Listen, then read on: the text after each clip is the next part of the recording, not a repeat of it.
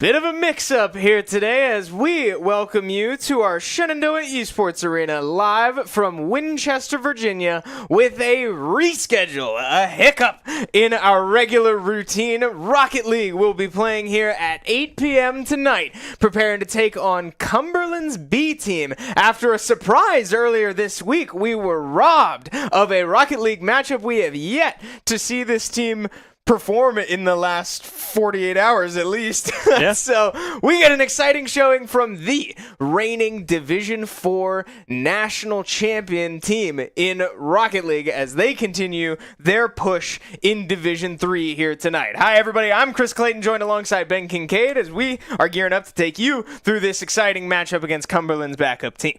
Yeah, this is going to be a very good matchup, I feel. I mean, if you look at Cumberland as a school, right? Cumberland, their A team, is pretty darn good. They are, a top 5 team, arguably, pretty much. Very, very good team here. So they've got some good players to look up to and learn from here over there at Cumberland. So I'm expecting great play out of all of the players here tonight, and I can't wait to jump into it. Yeah, I also forgot to mention that today's Thursday, so you might notice that we look a little extravagant back here.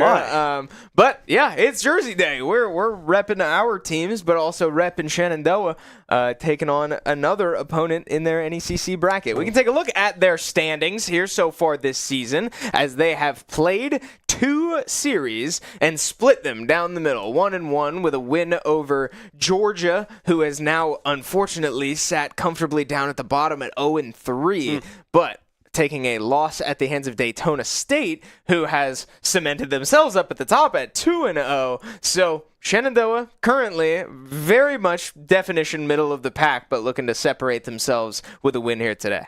As we take a quick look at what the head-to-head looks like between these two teams, right? Obviously, Cumberland sitting at 2-0 with an 8-0 games won versus lost here record. They had a 4-0 in week 1 against Montreal and another 4-0 against Georgia, who, by the way, if you were looking in week 1 for SU, they won that game, but they went to 7 against Georgia. It had to be a 1-3 comeback to win that one 4-3 in Game 7, and they did then later on get swept by Daytona, who Cumberland has not yet played, but is one of the other 2-0 teams here in this group. Yeah, numbers looking pretty scary for SU in this head-to-head. Cumberland really steaming through the competition. We can take a look at the roster that has got them to this point. Aurora, Hotshot, and Gnosis, I assume is how you pronounce that last one. 3 players that clearly have been lighting up this division through 2 weeks.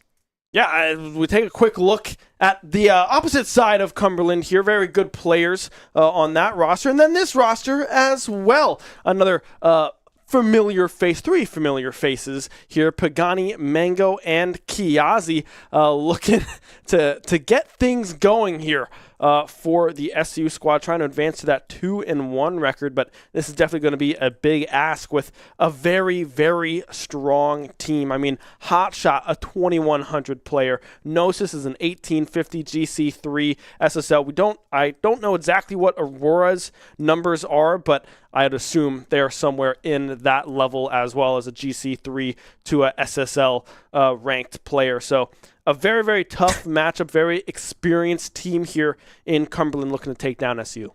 Yeah, this team's still very much playing with a chip on their shoulder, playing like they've got something to prove, because they do. They have promoted through the offseason. They've, through 2 weeks, have played, like we saw in the standings, a team at the bottom of the standings and a team at the top of the standings. And Georgia, like you said, went to Game 7. That was a scary moment for SU, but I think the team, as well as a lot of us here in the program, know that something was off that day, that series could have gone a lot smoother for SU, but they get the opportunity to prove it the week after and fall short against Daytona State. So another opportunity against a very strong team here to show that they do belong in this higher division and can hang with these really heavy hitters like Cumberland.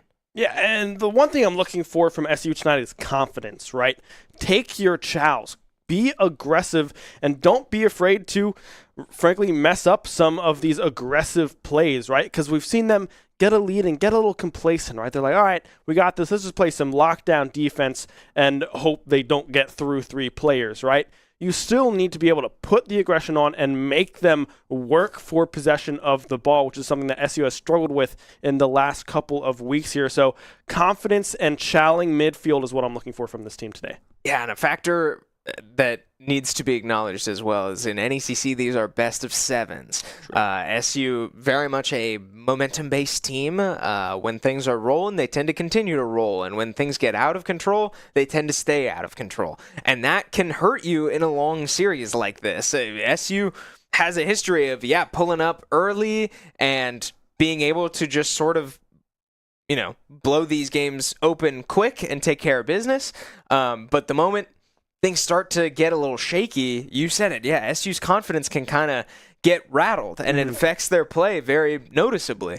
So through upwards of 7 games, I'm hoping to be able to see this team, settle in, stay calm through the duration of it, because winning 4 games is a lot of Rocket League. That's 20 minutes of in-game time by itself, with opportunities for plenty more. Yeah, at least 20 minutes. I mean, it's stressful when you fall back in like a 0-2 situation. Like, oh man, we still have to win 4 games to try to get back into this thing. It feels like a big uphill battle, but they're 5-minute games where you have to go 1 game at a time.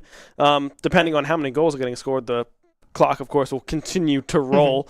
But hey, sometimes there's shootouts and games can take upwards of 8 minutes, or there's an overtime somewhere tossed into the mix of things. So it's definitely going to be up to SU to hit the ground running here and keep that momentum rolling from game 1 towards the very end. Because when they're really playing well and playing together, it's a hard team to stop. Yeah, and what on the other side of the ball, what has been SU's weakness in terms of what teams have been able to succeed with against this Hornet squad has been lethal team play. I mean, when we see these high-ranked, highly performing Rocket League rosters come into our lobbies and play Shenandoah in Rocket League, the ones that win the most comfortably are the ones that can play the full length of the field as 3 units.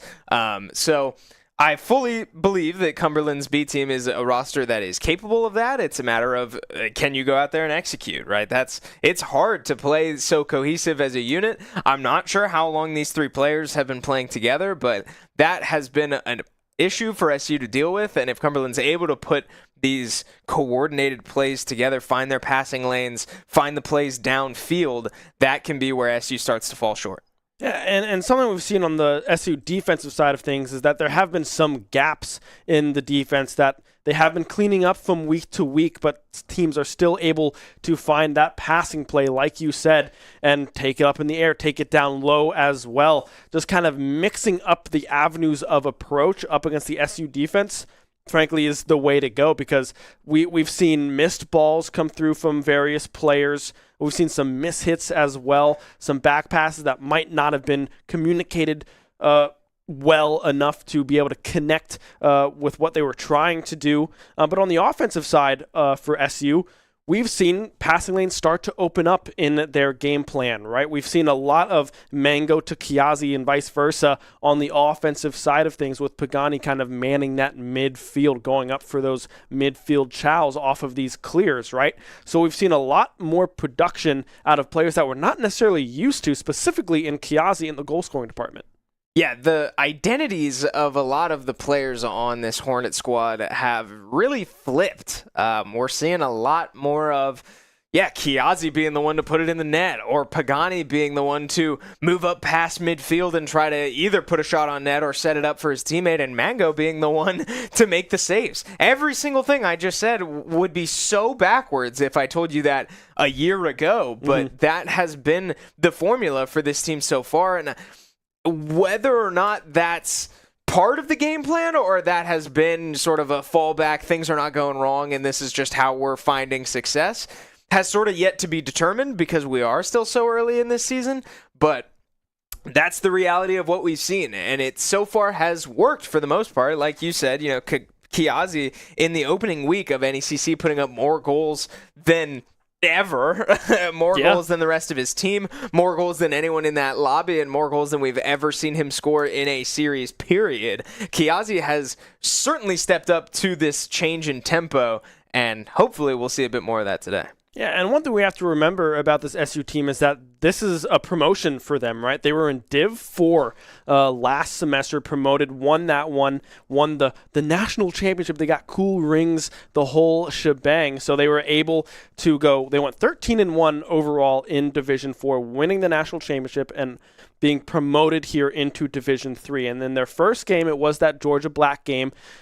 They started off a little bit slow, right, but they were able to claw back. And looking at the goals scored, right, Kiazi had 7 of the goals in that series, really kept them in that series, able to propel themselves towards that comeback. And that was their first best of 7, I believe, as well. Last semester, I think it was all BO5s, I want to say, in Division 4, if I'm not mistaken. I could be wrong about that. But it was their first taste of what Division 3 competition really felt like, and it's been continuing thoroughly throughout the remainder or the last couple of weeks as well. Yeah, and that series was the big exception as well to my point of SU's more momentum becoming overwhelming. They did fall down 3-1 in that series and were able to take a timeout and regroup and completely flip that series on its head in the full length of a best of 7. So while SU has only played 2 best of 7s this season, I still am a little worried about the length of a series, but Shenandoah has proved me wrong once already this season, and I'm certainly open to be proven wrong again. You see, we have loaded into our fly-through here. The players are starting to load into the lobby, and we are getting ready to get this thing underway. And right as I say that, everybody backs out of the lobby and steals my thunder. But that's fine. Hey, the effort was there. I saw what you were doing, and you would have nailed it if they hit start. My timing would have been so good. It was going to be unbelievably good, and then they all left. That's not on you. That's on the 6 players. How could you, right? Why would you ever do that? It's their fault for not knowing better. Yeah, come on. Not knowing Aren't that you I'm listening? talking. Come on. I was hyping up this moment. When we say start, you start. That's how it's always worked, right? We have the start button, and we control what you guys do. Prod R. Come on. So yeah, as we go through this fly-through and wait for the load-in, right, expected, well, at least from the overlay, right, SU will be on the orange half of the pitch, Cumberland there on the blue as well. We're finally getting some teams, or some players, rather, into this matchup, but yeah, it's going to be close. I mean, Cumberland has yet to drop even a single game in a series, 2-0, 8-0 on the year in those series, so it's going to be quite an uphill battle, but nonetheless, it'll be very, very good as we have a carry go into the net off the post draw, bouncing far side, but Gnosis is able to get that one in. All right. I mean, strong start for Cumberland B. You said it. This team has not dropped a game yet this season. So if you're SU, right, you know you're sort of swinging above your weight class on this one, but got to take this one play at a time, one game at a time, and I'd love to just see SU get one under their belt to get things going, but not the way you'd like to see that start as Mango goes for a nice little Psycho-esque touch. That one just a little bit too wide to follow up on, so Mango doesn't bite. Ball drifts slowly toward midfield as Kiazi launches one back. We get a demo onto Pagani, which means there's numbers for Cumberland, but a nice little hand up there from Kiazi will disrupt that play. Pagani off of that corner as well. The toss-up was there from, or a flip reset is there in the air. Trying to find that one is Gnosis, but can't connect in true as Hotshot finds that demo midfield. And here's some boost again for No to work with. No one there on defense, and that will be 2-0 to Cumberland. Gnosis with the 2 goals. Yeah, nobody home on that one. Gnosis able to take it all the way. Kiazi went up in the air, but was just a little too far up when he decided to go up. So can't quite make it to the ball. Gnosis gets a freebie and puts Cumberland up 2.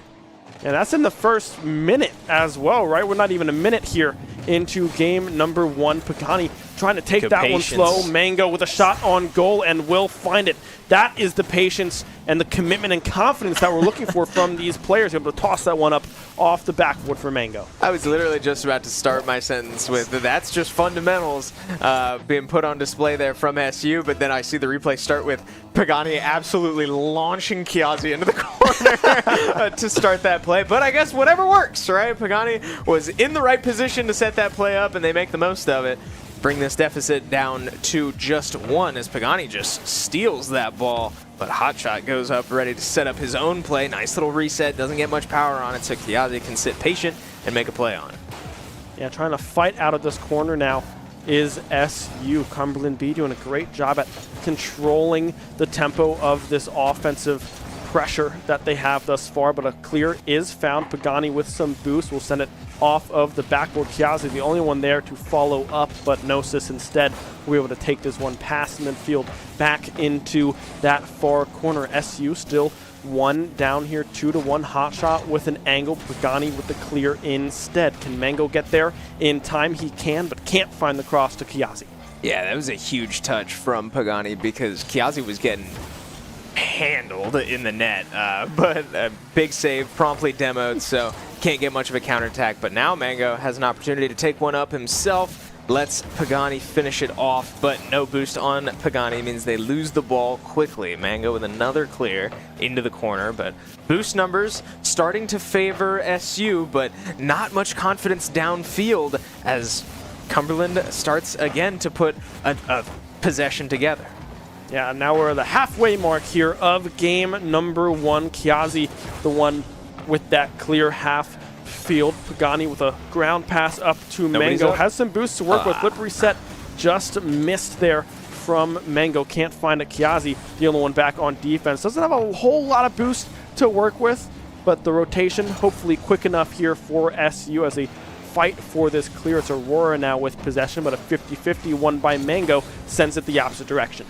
2 minutes left in this game. Pagani able to play that touch, but Gnosis gets up once again to play Disruptor, and now Hotshot's going to look to take it the full length of the field himself, and a nice little fake there sends the defender flying, and it lets the ball drop. Completely catches SU on their heels as Kiazi was not ready for that one, and neither was Mango. A great touch there from Cumberland's offense. Yeah, I mean, that's just a mind game, right? You can do pretty much whatever you want in that situation. If you are Hotshot, you can go low, you can go high, whatever it is that you are feeling, as Hotshot is the one there yet again to get across the field in time to save a scoring opportunity there from SU. The goal wide open, Mango with the whiff, but Pagani is there for the save. Still plenty of game time to work with here for SU. A minute and a half only down to. I mean, they've shown that they're capable of scoring against this very, very strong Cumberland team. Let's see if they can do it 2 more times here in game number 1. Yeah, if they're going to be able to get it off, it's not going to be with double commits like that, as SU had a decent look but send 2 up to the ball and don't get a great touch on it. So ball finds its way back on Cumberland's side, but in a safe spot where they don't have to worry about it falling into their net. Now starting to return the favor out of the corner. Mango all well up with a response, but we approach the 1 minute mark, and with SU needing 2 goals, Pagani puts one on net, but Mango with a nice little touch to try to set up Kiazi does put it on net, but Cumberland ready for it with a response. A Hotshot, the one in the area. Aurora with the downfield pass to Gnosis. Won't be able to connect on that one. 40 seconds now remain here for SU to try to find a goal to bring it within 1, but still unable to do anything as we approach the final 30 seconds. Clears coming through left and right from Cumberland. Yeah, starting to run out of time here. If you're SU, you're kind of just looking to find one, establish some rhythm, and take it into the next game. This one's not over, but the time is ticking quick as we approach 15 seconds now. Mango's going to go up for one more good touch off the backboard, but well covered by Hotshot. Means Pagani forced to go up and get one more touch, but SU now just desperate to find anything in the direction of Cumberland's net. It won't fall that way. Pagani will put one more into the corner, but can't take it the rest of the distance, and Cumberland remains lossless through 9 games. Yeah, 9-0 now here for the Cumberland B, the Cumberland Phoenix here. It's looking very, very strong. You can see the coaching coming through there from Mango as well. They had looks, they had opportunities, but they couldn't quite capitalize on some of the opportunities that they did have. And a lot of that is props to Cumberland's rotations, right? They were back quickly on defense, hot shot with a multitude of good saves towards the end of that game to keep that 2-goal cushion alive there for the Phoenix. But SU looking good on offense, just have to clean up some of those defensive rotations. Yeah, you could see just about every time Cumberland got a touch on the ball, you could see the next steps already developing before that touch goes through, right? You see the lob up to the net, and then the shooter's already moving to bump a defender, or, you know, a lob up to a teammate, and you're already preparing for your next teammate to boom the ball to you downfield. There was a lot of forward thinking from Cumberland, and I really was impressed by it, but we're gonna have to see more of SU doing similar things if they're gonna hang with a team playing as ahead of their feet as Cumberland. Yeah, I mean, we entered the fly through here, looking geared up and ready to go to enter game number 2. Same sides as always as we enter this kickoff, going heavily in favor of Cumberland there. Won't opt to commit is Aurora, however, playing it very slow off of the demos. A shot on goal from Hot Shot will find the back of the net in the first 10 seconds. Yeah, you could see in the player cams that one surprised Mango as well, as Pagani did get a touch on that, but just barely gets an awkward angle and can't quite get it out of the net. So tough break for SU, but we've seen that one before, and SU's been able to come back from it as well, as Pagani launches himself down the field to try to get a touch on a dead ball kickoff, but can't quite put it on net. Well defended once again. Good patience by the Cumberland kickoff. So Aurora takes it into his corner, launches it downfield. Mango ready to catch it, but can't follow it up as Aurora's already in the air. Mango goes up to disrupt that one, but Hotshot again, ready for the bounce, ready for where the ball is going to be every time, and they're running into problems dealing with that. Yeah, they do find a double demo here on the defensive side is SU, but as I said, they're on the defensive side. They cannot transition that into any offensive pressure here. Already down one, a clear going just wide as Hotshot is able to catch that one. The 50-50 challenge at midfield going SU's way, but no follow-up to come from it. Aurora up in the air, has some boost to work with, won't go for the flip reset.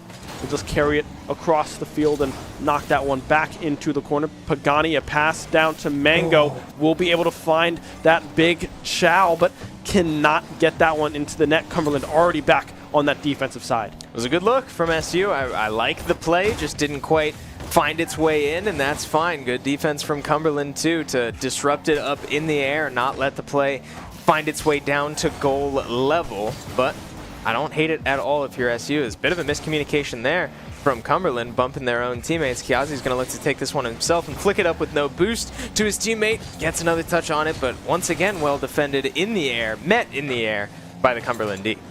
Kiazi doesn't have a whole lot of boost to work with here in this corner. Will likely just look for a pinch play, but instead it goes the opposite direction, far off the post. Pagani able to catch that one. Mango wasn't able to get back, well, was kind of able to get back in time. The post, the one to find that touch. Mango did get there into that bottom left corner as we find a mid pass from Pagani. Won't be able to find anything out of that one as it's Gnosis up in the air. Will spike it down to Hotshot, who has a full boost meter to work with. Flip reset is there. We'll see what they do. It's a musty, but not that close towards the goal here, with SU approaching halfway in game number 2. And Kiazi in position to make Hotshot make a decision there in the air, and having to use so much boost to get momentum back on the ball. Not much threat as No this time has a full boost meter and plenty of momentum. Gets a good look there as a dangerous cross leading to no shot on goal though for Cumberland. Means this is still just a 1-score game as we approach the 2-minute mark.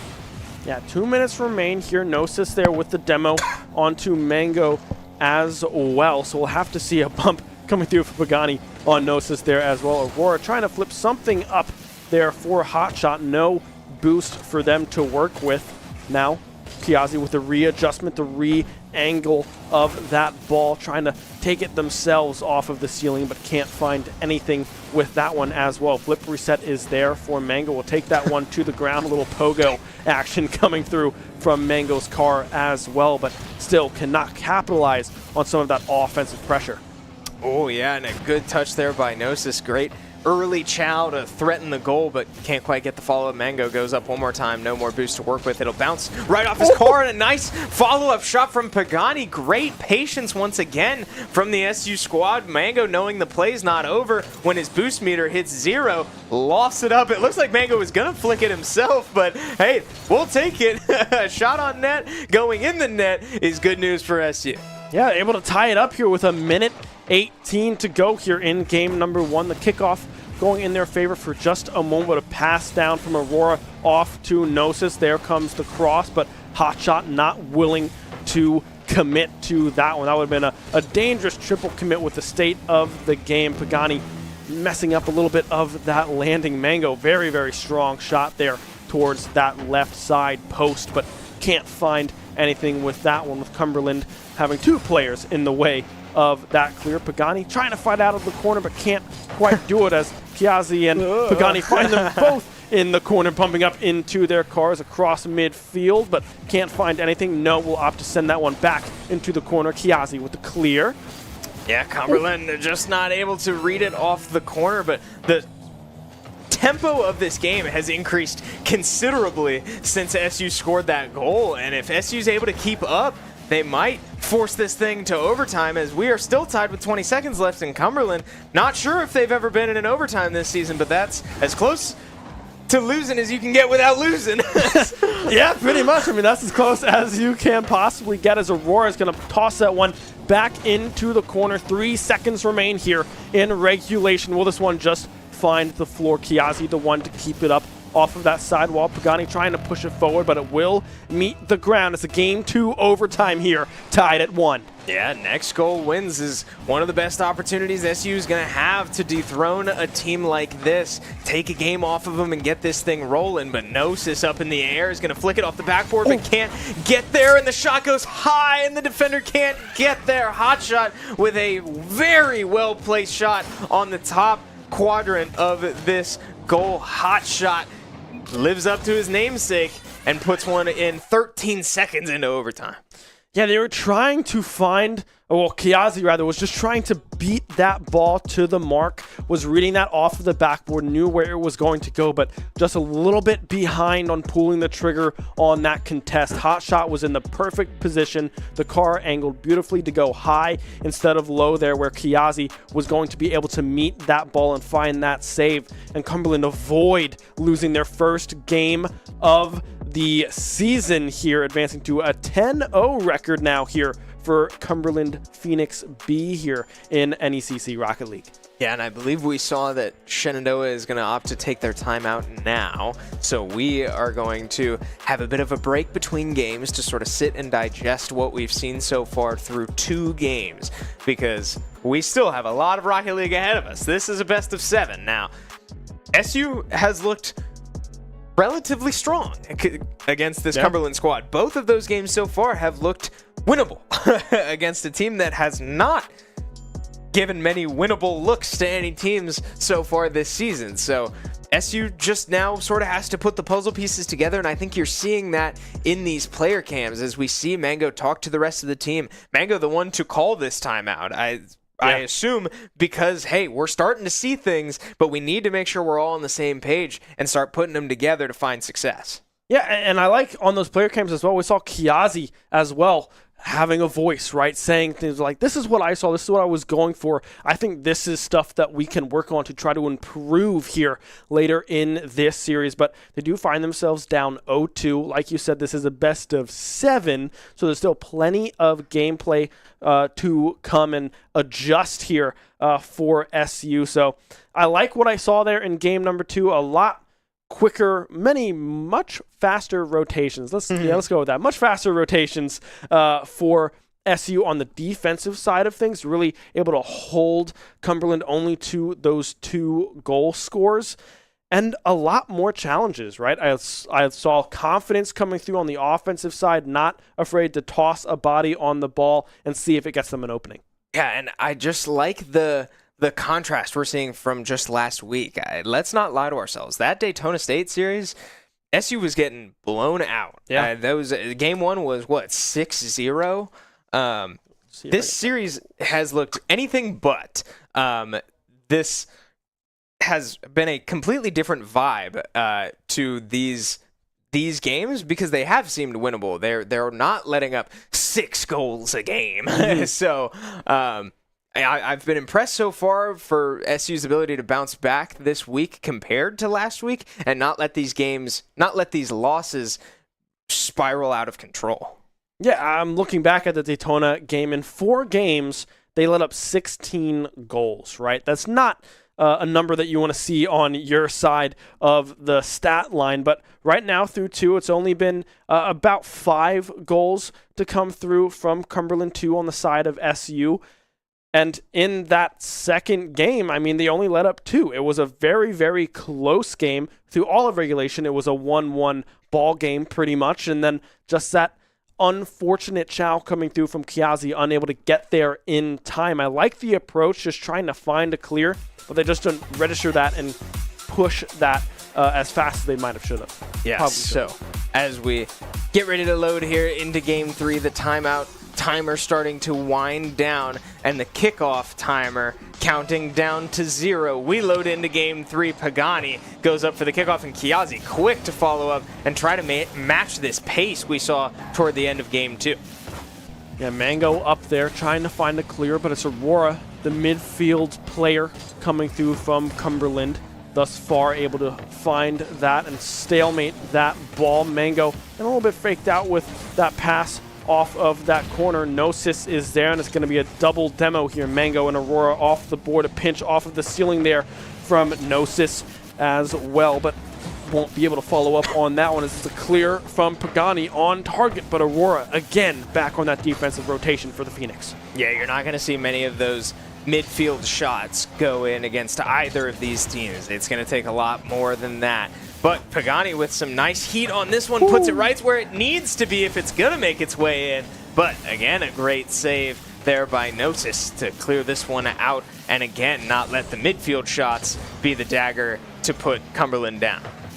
Mango now trying to find a cross over towards their team members, but can't quite find anything with the speed of that cross. Kiazi trying to find themselves with a dribble there in that corner, but can't quite maintain control as Cumberland find themselves with a passing play, goes just right of the goal off of that post. Aurora now taking it slow out of SU's corner. No boost to work with anymore. No, taking it up top, but can't find anything with that one either. Hot shot with a follow-up, some boost back in Aurora's pocket, but a clear nonetheless coming through from SU, a cross coming through from Pagani, but again, no, back on that defensive rotation.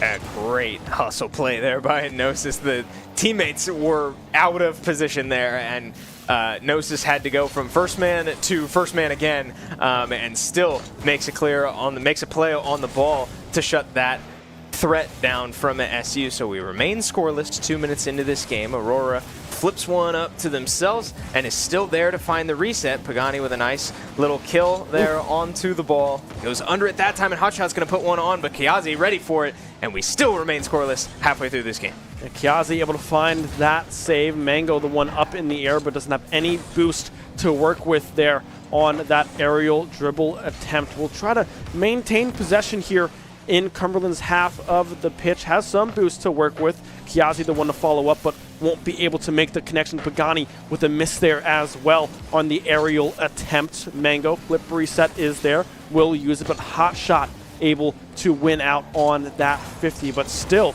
a lot more aggression coming through from this SU squad off the backboard. Mango there, tosses it back up for a pass. Pagani with the follow-up. The save coming through thus far. Will be able to get it out of the goal. How did they save that ball? That was one of the better offensive looks you're going to see from SU, and it just doesn't make its way in. That 50 landed right in Mango's lap. He goes to double it off the top, sends his second touch high as well, and Pagani puts it right on net. But again, incredible saves from Cumberland over and over to keep this game at zeros, but got to be able to shake that off, right? It was an incredible moment in the moment, but that moment is now past. 1 minute, 30 seconds left in this game, and Cumberland had a couple good looks in there while we were freaking out, but still SU holding their own. That one also had a look, but still scoreless in this game. Neither team able to break the other team's defense thus far. Yeah, and that's a really hard shot to defend there on the side of SU as well. Hot shot on that top-down double tap. A very hard shot to pull off and a dang hard one to defend. So props to them, able to find that save as we enter our final minute of game time here. Ball hovering on SU's half of the pitch. Mango able to find the clear flip reset is there. Will use it and will find the goal all by themselves in the final minute of game 3. Yeah, this is where I was just about to say that this is where you start thinking next goal might win the game. Well, Mango takes it the length of the field and puts one in, but 50 seconds is still a lot of time. As I started to say that, I mean, Mango scored pretty quick, and that one is going to fall. Okay, a little high, but NECC gets another touch on it. Pagani with the patience to stay home and not fall for it. But again, 36 seconds of extremely strong defense, and SU can start this thing rolling the other direction. Yeah, great discipline coming through from Pagani there on that save. Doesn't go up top, will opt to play it off of the backboard and does so beautifully. SU now back on the offensive side of things, but can't find any openings in the Cumberland defense. 15 seconds remaining. A cross down, no, with a cross in front will go just wide of the post, but no one back on defense for SU with 9 seconds left. NECC ties it up.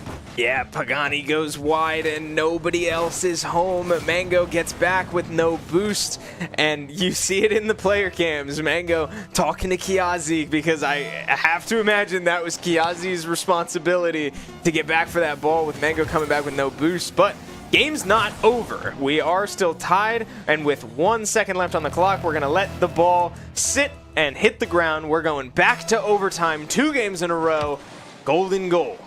Game 3 overtime. Aurora with possession here off of that kickoff. NECC with a shot goes just wide of the goal there. Kiazi trying to chow this one, but instead it's going to be Aurora again to maintain possession here for the Phoenix. Goes down, tries to find that pinch play with, I believe it was Hot Shot there on the ground, but can't quite find that connection. Back on offense now is SU trying to fight out of this corner. Kiazi with a demo onto NECC, but can't quite find anything else. Pagani now some boost to work with, working out of the corner, tosses it up. Aurora there with the chow, with the stop, and now transitioning this onto offense. Yeah, Cumberland starting this overtime with some serious speed. Hotshot's going to get a bounce, but tries to bring it back down, and Pagani was ready for it again this time. So NECC gets his own look out of the corner, can't quite follow it up. Aurora goes up. 1, 2, 3, next man up. Cumberland not able to put these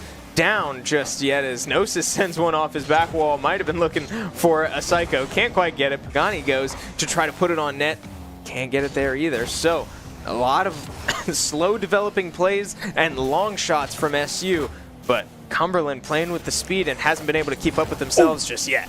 No was in the goal there for just a moment, and I thought Pagani might have had an angle for a double tap, but can't quite find that opening, as now we enter the final minutes of redirect off of that crossbar. Hot shot, keeping Cumberland undefeated here in this game 3 overtime. 1:40 into this overtime. Mind you, a pinch attempt coming through from Mango from the ceiling. Can't quite find it. A shot on goal from Kiazi again goes off of that crossbar. Redirection from yet again Hot Shot. Back on that defensive side as we approach 2 minutes of this game 3 overtime. Yeah, incredible defensive efforts so far from Cumberland in this overtime, knocking 2 off their own crossbar to keep it out of harm's way, just barely.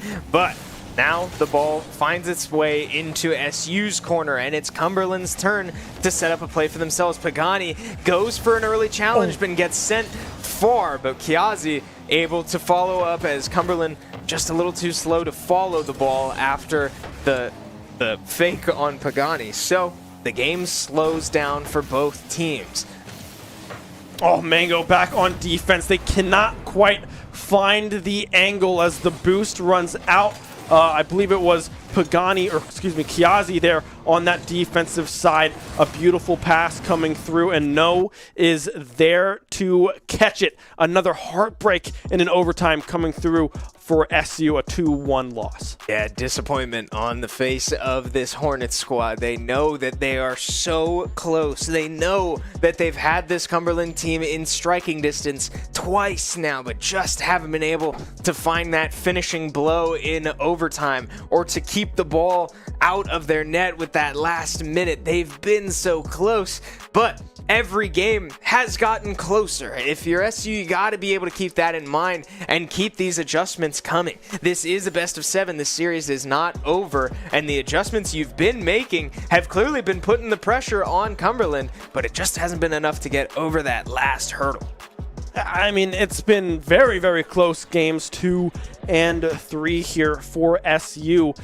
But it's just when they have that lead, when they have that final minute, I mean, we saw it in, I believe, I can't remember if it was a Daytona series or if it was another series over in NECC, excuse me, that they had these leads really close to the end of a game and they can't quite close it out. They get a little antsy on the defensive side of things. They cannot find the rotations necessary to maintain those close leads when it really comes down to those final minute 45 seconds of a game here. And now, if SU want to advance to a 2-1 record here in NECC Div 3, they have to find a reverse sweep against a team that has not dropped a game. Yeah, 4 games in a row is a very tall mountain to climb, but it starts with just one. Mango able to get a clear on that one and put it on target. Aurora forced to go all the way back and defend it from the back board as the ball drifts dangerously down to center field, and Kiazi more than willing to take that one and send it home and put SU up 1-0 early in game 4.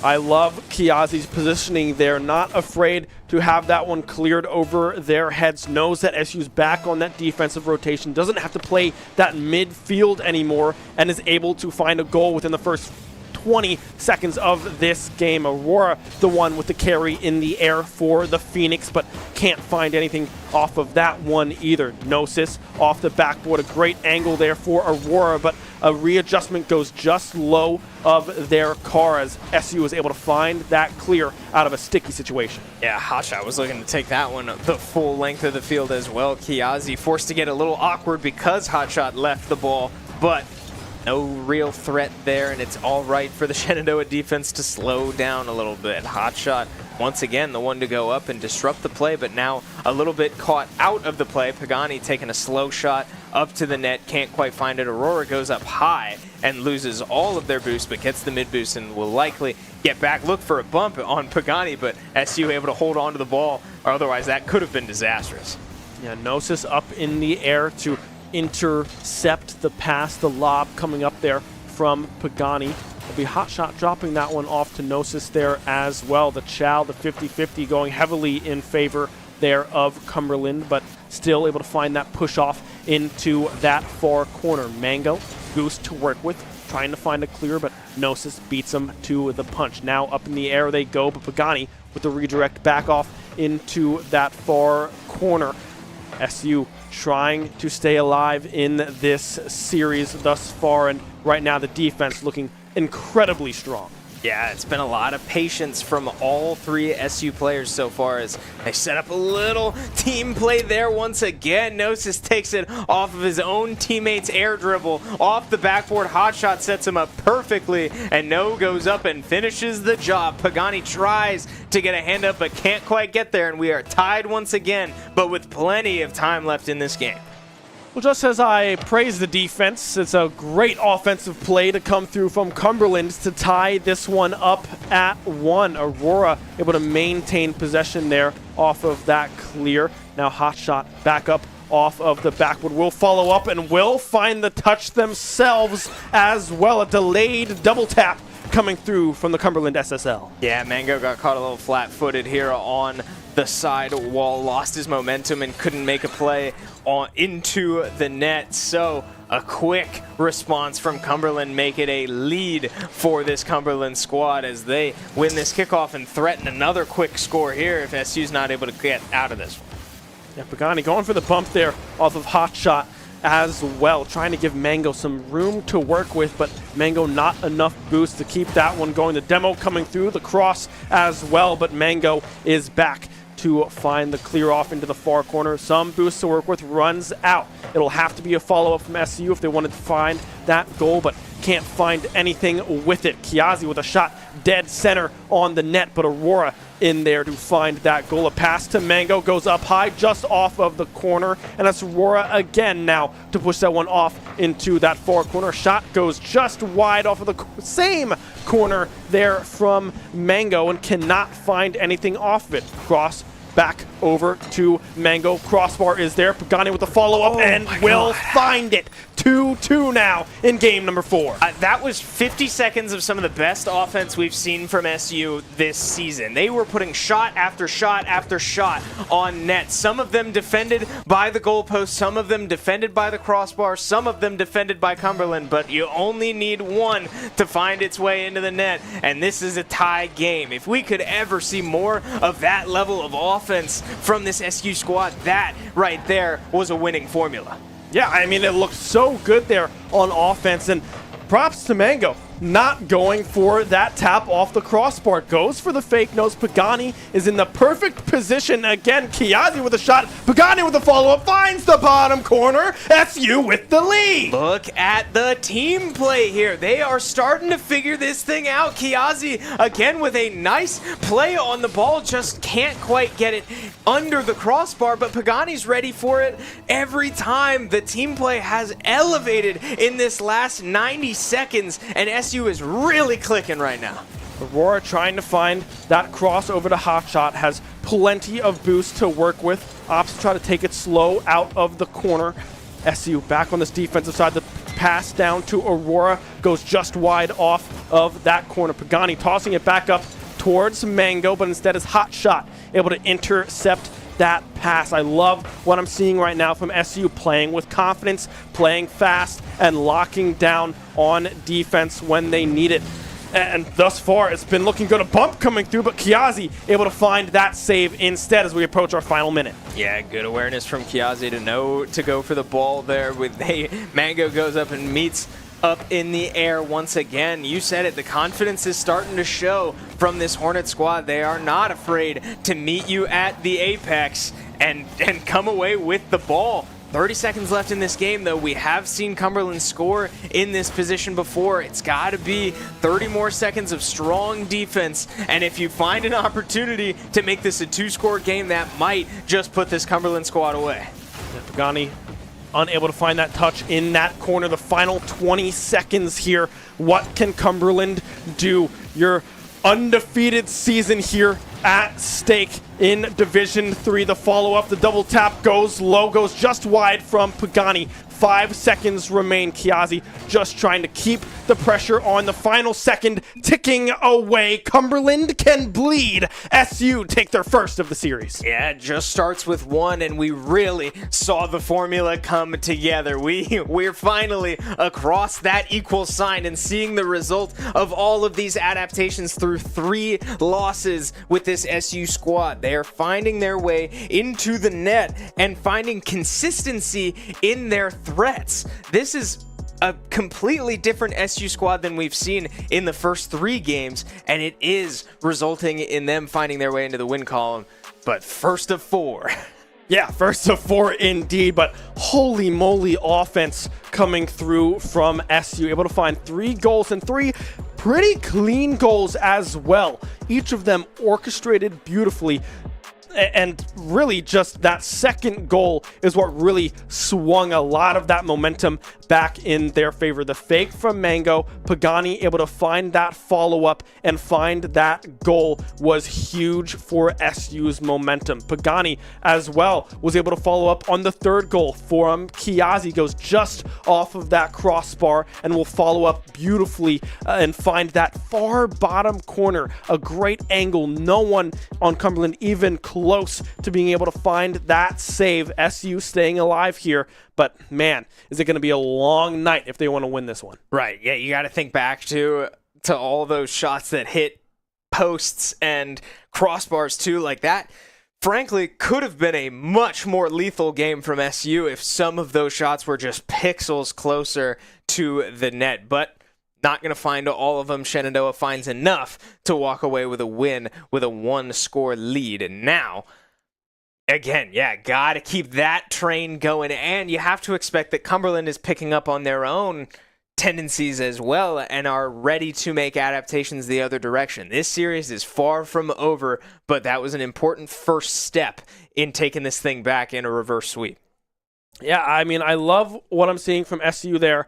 In the last 3 games, frankly, they have looked pretty darn good. They just stumbled on some of those final hurdles that they've struggled with all year thus far in those final minutes, in those really, really close games of being able to lock down on defense and not be afraid to take the midfield chow. In game number 4, we saw them take those midfield chows. They were able to win out on those challenges and were able to transition that very soundly to the offensive side of the ball. I mean, we saw Mango and Pagani really working in Cumberland's half of the pitch, and we see it possibly happen here again right off of the kickoff. Pagani is there. Mango flips it up. Kiazi won't follow up on that one. Pagani back now on that defensive rotation, but already we can see the momentum on offense still hanging with the Hornets. Yeah, you got it. If you are the Hornets, you have to recognize that Cumberland just took a timeout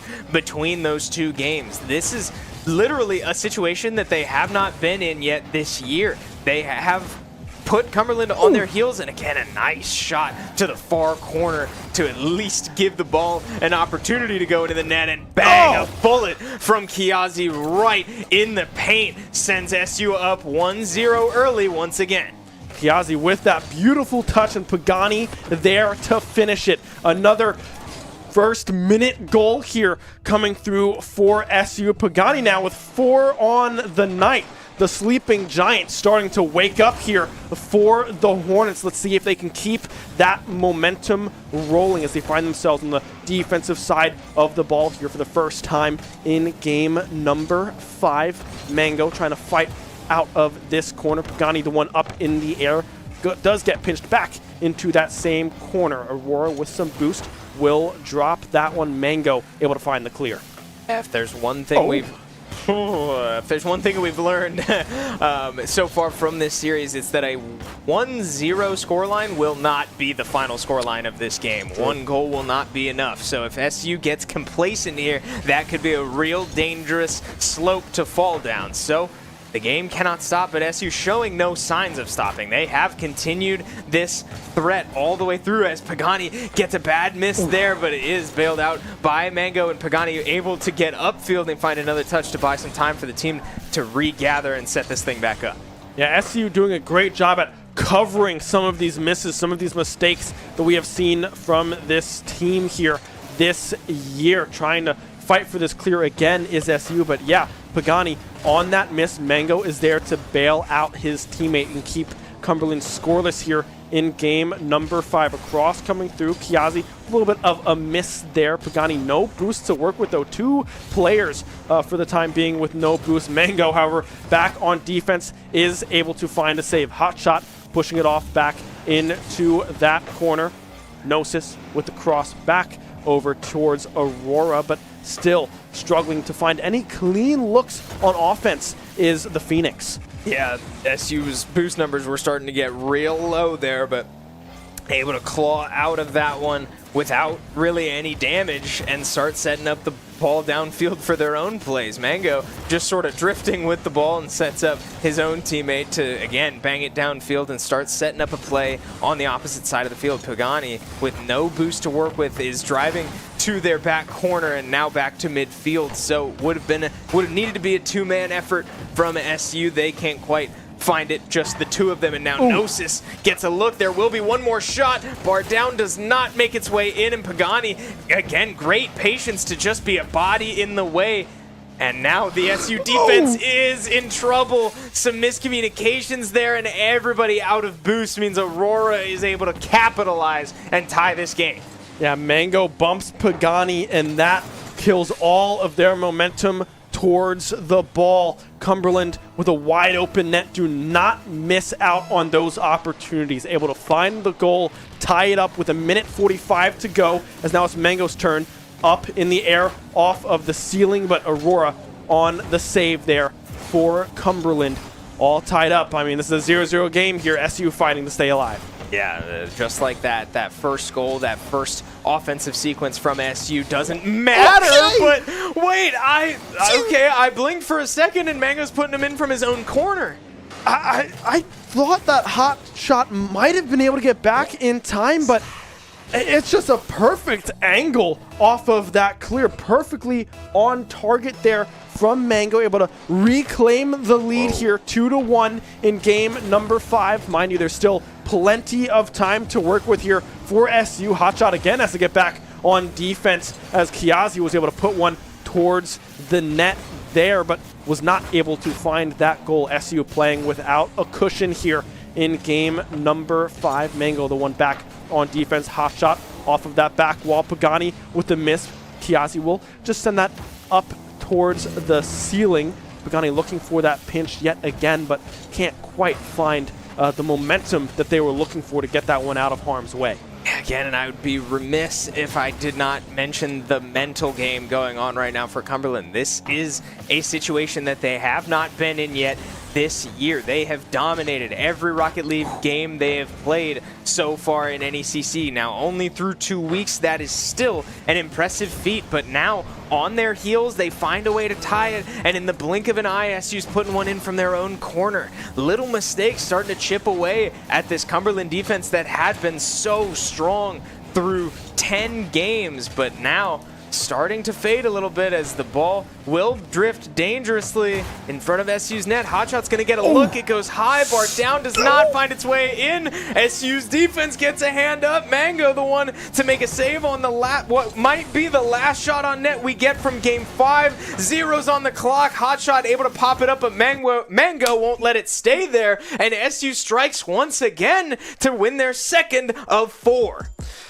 2 down, 2 to go here for the SU Hornets. Man, did it get close in those final 20 seconds of that game 5, but they're able to survive. They found the clears, they found the saves that were necessary. NECC had an angle, had a look, but could not find the net. Now, SU, you need to win 2 more here. The offense starting to stay alive, but some miscues here on the defensive side of things. A couple bailouts coming through from team members. Some things to clean up, but still, SU starting to roll. Yeah, and I mean, the mental battle, the pushing the rock up the mountain right now for Cumberland, right? They are, thankfully, they have a game to give still. They started this series off strong, so they're not at risk of losing this series just yet, but I mean, the momentum is starting to roll. And what did we say in the pregame? When the momentum starts to roll for this SU squad, it can be hard to stop in either direction. SU able to overcome their own deficits early on in this series and strike back with 2 consecutive wins to keep this thing close. But now the task is falling onto Cumberland's shoulders to find a way to stop the momentum and put out this fire that Shenandoah has started to ignite. Yeah, Cumberland right now, they took that timeout and they were not able to win out of that timeout, right? Not what you want to see from your first game out of your Cumberland timeout, but still, there's 2 games, well, 1 game at the very least that Cumberland has to win. Still 2 games on the side of SU. The pinch there won't be able to find anything is Hot Shot. Mango, the one to try to take that one on the aggression. Had some speed built up, but couldn't quite get past the defense. As Kiazi now looking for a cross. Mango was the one there for the shot, but Aurora for Cumberland, the one there on defense. A miss in the air from Pagani, but nevertheless, Kiazi is there to push that one back off into the corner. Hot Shot, not a whole lot of boost to work with. Means it should be an easy clear to come through from SCU, but instead Gnosis is the one there to find that one as the pinch goes far corner in that first minute of regulation. Yeah, Cumberland trying to flip the script here of Game 6 with a long offensive play of their own. SU not getting much of a look since the first early seconds of this game, but Pagani able to get that ball out of a scary situation and keep this game scoreless, as the SU defense has held very strong so far in this first minute of this game. Yeah, Mango has some boosts to work with, has a tap up off of the ceiling, but not what they were looking for with that carry. Now it's Hot Shot's turn. Boost to work with. Nice. Does not go for the flip reset. Instead, it's off the backboard, but Gnosis not there. Aurora instead with the touch, with the shot, and with the goal. Cumberland up 1-0 in game number 6. Yeah, Pagani gets a touch on the ball to try to defend the backboard, but just sort of lets it drop. Mango comes in with a little boost, but I don't think was just ready for that play and can't get there fast enough. So Cumberland strikes first for the first time in a couple games now. SU was really starting to find their way, getting real comfy being up 1-0, but this time it's Cumberland's turn to try and hold on to a lead, and SU's turn to find a way to chip away at it. Hot Shot, boost in hand, will toss this one back down towards Aurora, finds a shot, but Kiazi is there to find the save. A demo coming through, and a miss from Pagani means that that clear is nullified. Boost is in hand there for Gnosis. Does not go for that flip reset. Will try to go for the fake down low, but can't find it as it's SU back on the offensive side. Mango, the one there with the shot on target, but still unable to find a goal here in game number 6. And just as I say that, ooh, goes just wide, but Gnosis was in the area to find a potential save. Yeah, so we slow down once again, approaching the halfway point of game 6. Pagani looking to find a pinch of his own. Kiazi hits it upfield, but can't set up much of a play off of it, as it looked like Mango went in way over his head there, gets a demo on his way back, but Gnosis is up in the air and setting up Hot Shot for one more on net. Can't quite find its way home, so Pagani gets it out of harm's way, but Aurora sitting there waiting. I did not even see Aurora there, and they find the 50 off the contest from Kiazi and extend this lead to 2.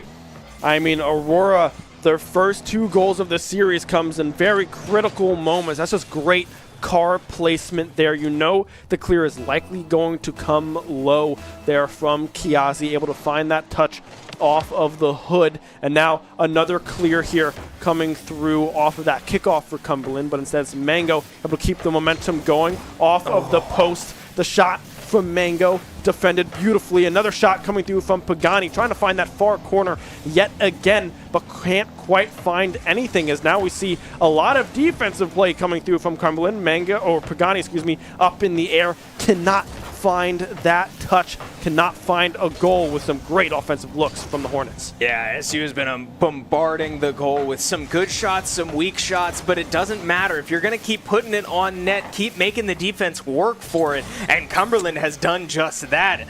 Almost drifting into SU's goal all the way downfield, but SU just absolutely peppering shots non-stop there for the last 45 seconds, and none of them going in is very bad news for SU, as we only have about 60 seconds left in this game. Yeah, 60 seconds remain here. The Hornets down 2. They have to find an angle. Hot Shot avoiding the bump there, just jumping right over the car. Demo coming through from Gnosis as well means that Cumberland have momentum on the offensive side. A shot going into that bottom corner, but Kiazi off of respawn, able to find that save and push that one back off into that far corner. Mango opting to play this one slow, but I don't know how much time you have to play slow as we approach the final 40 seconds. Yeah, very much in do or die time for SU. 2 goals to make up Don't need a third, don't need to win this in regulation, but gotta find 2 to at least force overtime in this next 30 seconds. And so far, Cumberland is playing some of the best defense you can play in never letting the ball up, and that one might just be the one to do it. Aurora puts it in off a contest at midfield. Pagani wave dashes in the ball out of boost, but can't get there fast enough, and Aurora sends a bullet to the net, and that might just be the one to put SU down. Yeah, 22 seconds now off of this kickoff. Aurora again with a potential look for a shot, but can't find anything with 3-goal lead, 3-0 here for Cumberland. The final 10 seconds ticking away. SU's hopes of a comeback is all but done and dusted. 1 second left. The ball still up in the air. Cumberland, the Phoenix, fall 2 games in a row, but they are able to rise back up from the ashes. Kiazi will find a final hurrah in game number 6, but Cumberland remain undefeated. Yeah, not a bad showing from SU. If you're going to go down, I think that's a good way to do it, because they did not abandon the strategies that were working early on. Their offense was there. Their shots on net were numerous, but Cumberland's defense finally steps up after a 2-game skid and all the pressure on them. Their backs against the wall with the pressure of a reverse sweep mounting. They find their way and plant their feet in the ground and don't let the reverse sweep complete. Yeah, I mean, SU looked super good in games 4 and 5, but they just weren't able to keep that momentum rolling there in game number 6. But I loved what I just saw from that SU squad on offense, right? They were not afraid to commit. They were not afraid to take challenges and try to set themselves up for success. I mean, Pagani able to find 4 goals. Mango with 3, Kiazi with 2. They were able to score, but the defense at the very end just started to slip away. Yeah, just a couple miscues here and there on defense. And again, the Cumberland defense just turning into a lockdown in that last game.